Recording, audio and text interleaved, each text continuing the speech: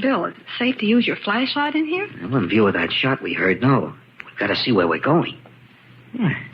Nice place for murder, huh? Look at all those spider webs. Why, the place is practically covered with them. Hey, never mind the spider webs. Look at those bottles on the shelves. Champagne, imported. 1876, 1879, Why, the place is loaded with vintages. Yes, but why should we be able to smell the wine? I don't know. We'd better try to find a way upstairs. That's shut. Bill. Yeah. Footsteps. Someone's upstairs. No doubt about it.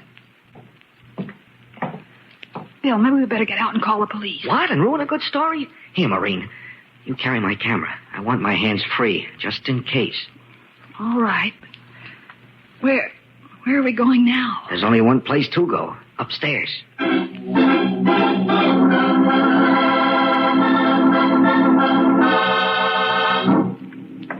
Ah, this must be the door leading to the first floor. Uh-huh. It's open, too. Come on. That door makes enough noise to wake the dead. I'm not worried about the dead. It's that live ghost somewhere in this big Victorian barn that I'm worried about. What kind of a place is this? It's tremendous. Looks like the grand ballroom. Shades of the gay 90s. So this is where the 400 played in the mauve decade. Yeah, gaslight fixtures and all. Oh, those awful statues and statuettes. They're horrible. Yeah, they ought to open this place up as a museum. Hey, here's a neat little piece.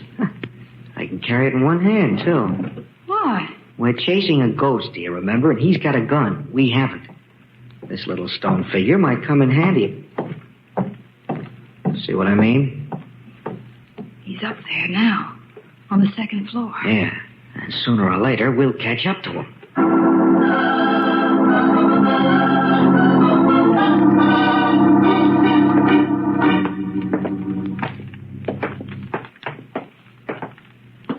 Well, this seems to be the main second-floor corridor. Mm-hmm. Bill, do you notice something? What? Seems clean here. So someone lived here on the second floor. Yeah, you're right. It's warmer, too. And there's no musty smell. And no spider webs. Wonder what that means. Bill. Well, seems that our friend the ghost not only likes to shoot off guns, but he likes to tickle the ivories, too. Huh? Maybe he heard us. Come on, Maureen. This is it. You stay behind me. I'll go first, just in case. All right, Bill. But be careful. Yeah, come on.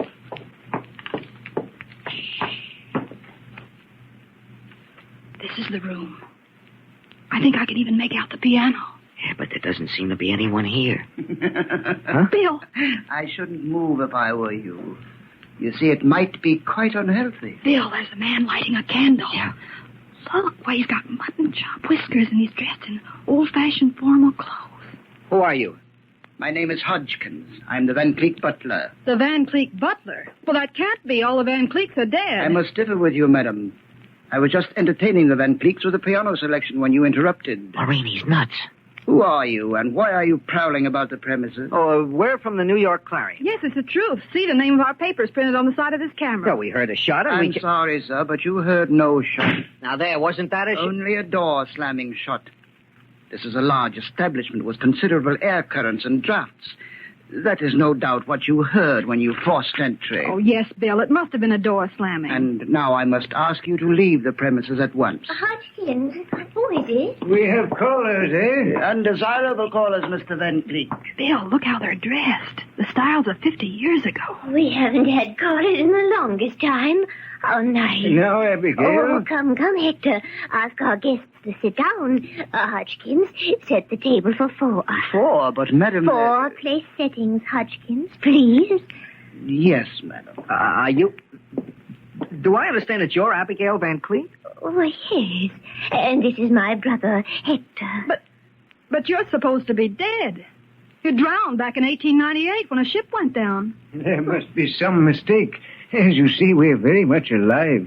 We haven't had the pleasure, however... Oh, I'm Mr. William Foster. Oh. This is Miss Maureen Davis. We're How do both you from the do? New York Daily Clarion. The Clarion? Uh-huh. I've never heard of it. Of course, we read only the Tribune. Is it a new paper? New? I wouldn't exactly say so, Miss Van Cleek. It was started back in 1903. Well, strange. Very strange. This is 1898, isn't it, Hector? Why, of course, my dear. I'm afraid these lovely people are a little confused. Everyone knows it's 1898. Oh, sure, of course. Well, we better be going. Going? Oh, no. I've already given Hodgkins his instructions. You're staying for dinner. Oh, why, I'm afraid we couldn't. Oh, please, we're so lonely. We haven't had any guests in the longest time. Well, We'd be delighted to have you.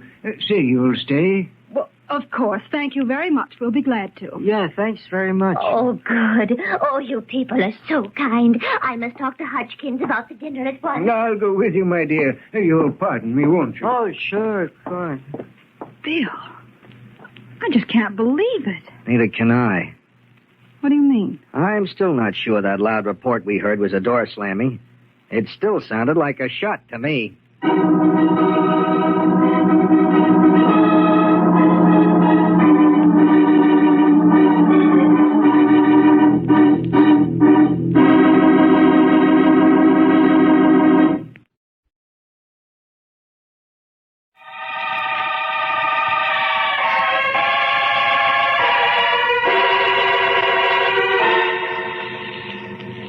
Bill Foster and Maureen Davis, New York reporters, have entered the old Van Cleek mansion, closed and boarded up for 50 years. As far as they know, all the Van Cleeks are dead, the last of the line, Hubertus, having been killed in Florida. But now they meet two apparitions apparently out of the past and living in the old Victorian house. These are Hector and Abigail Van Cleek, who believe they are living in the year 1898. And look it. Hector wears mutton-chop whiskers, high-button shoes, and Chesterfield coat. Abigail is dressed in crinoline and old lace. Both might have stepped out of tintypes cast in the gaslight era. Abigail Van Cleek has gone with Hector to make arrangements for dinner. Now Hector returns to Bill and Maureen. You're probably wondering about my sister and me, Mr. Foster. Wondering isn't the word for it. We were sure all the Van Cleeks were dead. As far as the world has known, they are. But now I'm afraid we can't keep our secret any longer. You see, we were on the Portland when it went down back in 98. But we didn't drown as everyone thought. Abigail and I were on a raft, and we made the shore. But then why? You wonder why we didn't reveal our identity? Well, our father, Claudius, disgraced us in the stock market, Miss Davis. We were, well, ashamed. We wanted to hide from the world. And so I conceived the idea of coming back here to the old house after Hubertus had closed it, and living our lives out away from the accusing eyes of the world. I see. And you've lived here for 50 years, hmm? Yes, Abigail, I, and Hodgkins. Hodgkins, our family's faithful retainer, had volunteered to stay with us till the end. It's he who buys the food and other necessities, going out only at night. It was he who brought us the news of our brother, Hubertus' untimely death. You mean you and your sister haven't even left this house for 50 years? That's correct, Miss Davis. And we hope that here we shall die a peaceful and natural death. Contrary to the tradition of our family. There's something further I must explain. Yes, Mr. Van Cleek.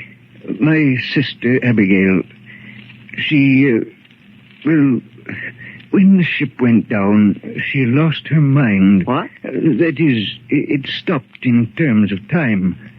She actually thinks she's still living in the 90s. I see. But you know all about the present. Oh, yes, of course. But you see, I've always been very devoted to Abigail. That's why I've lived with her all these years, humored her. That's why I wear these ancient clothes. Fashionable in the 90s, but strange to the present eyes. Strange isn't the word for it. We thought we'd seen a couple of ghosts. Of course. I understand. I ask only one thing. Yes, Mr. Van Cleek. Please humor my sister along. Live with her in the past.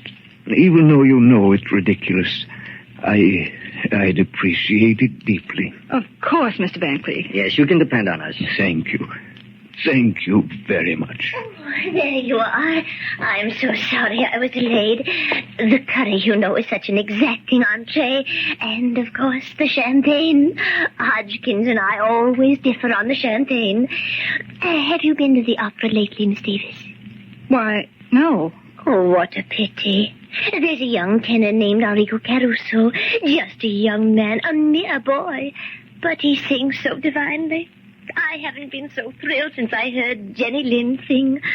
Of course, that must be, 15 years ago.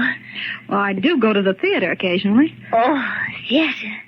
Theater, I do love it. Oh, those lovely young creatures. Lily Langtry and Lillian Russell. And Edwin Booth. Oh, poor fellow. Died 5 years ago. Oh, what a tragedy. What an actor. Dinner is served. Oh, thank you, Hodgkins.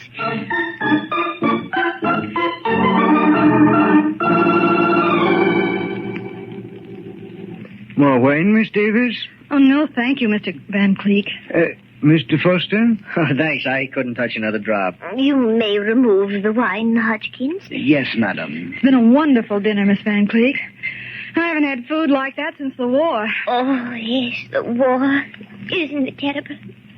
Still, we're fortunate in having men like Roosevelt and Dewey to lead us against the Spaniards. Roosevelt? And Dewey? Against the Spaniards? Yes, Abigail's right. Admiral Dewey's victory in Manila Bay. And, of course, Teddy Roosevelt's gallant charge at San Juan Hill. Oh, yeah. Will there be anything else, madam? No, Hodgkins, I don't think so. Oh, yes. You might tell me what the weather is like outside.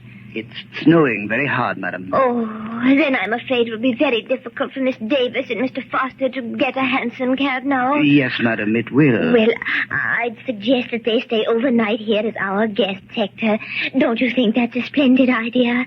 I certainly do, Abigail. Oh, Miss Van Cleek, we couldn't. Oh, we don't want to put you out. Oh, no, we'd be delighted to have you. Yes, we insist. Well, I'm sorry, but we... Please, it would make Miss Van Cleek and myself very happy. Well... Thank you, Mr. and Miss Van Cleek. We'll stay. Oh, that's wonderful. Hodgkins. Hodgkins. Yes, madam. Prepare 2 rooms for our guests. Yes, madam. At once.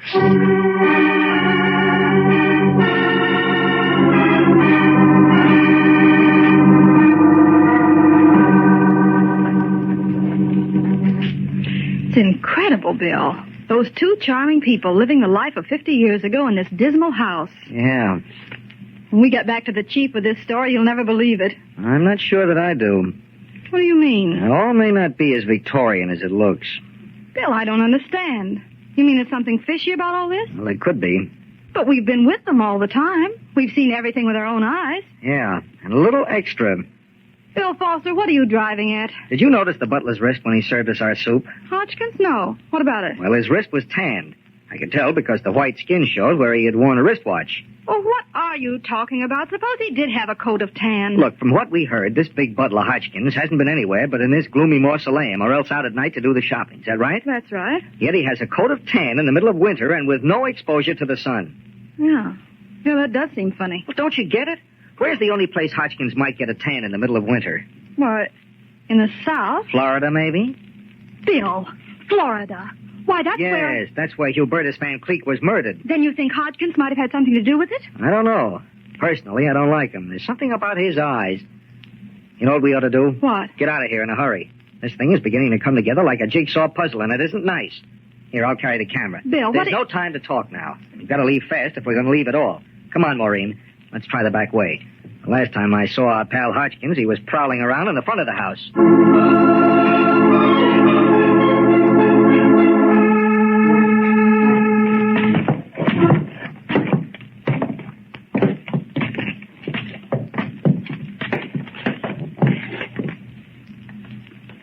This seems to be the servants' quarters. Yeah, I'll try this door. Maybe it'll lead down into the cellar, and then we can make our getaway the same way we came in. Nope, it's no good. It's locked tight. Here's another door. I'll try it.